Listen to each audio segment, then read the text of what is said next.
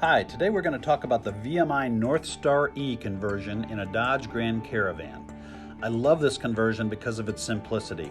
It's designed for a wheelchair user that always has a caregiver or a driver with them to handle the manual ramp.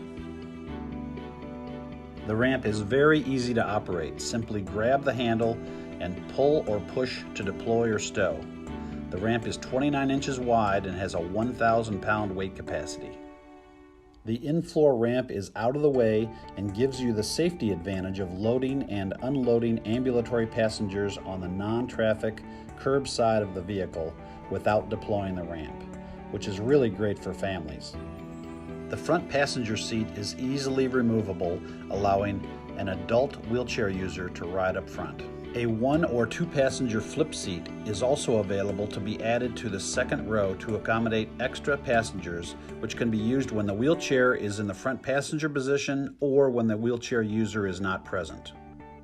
If you are looking for a simple, low maintenance, very affordable conversion option, consider the VMI Northstar-E.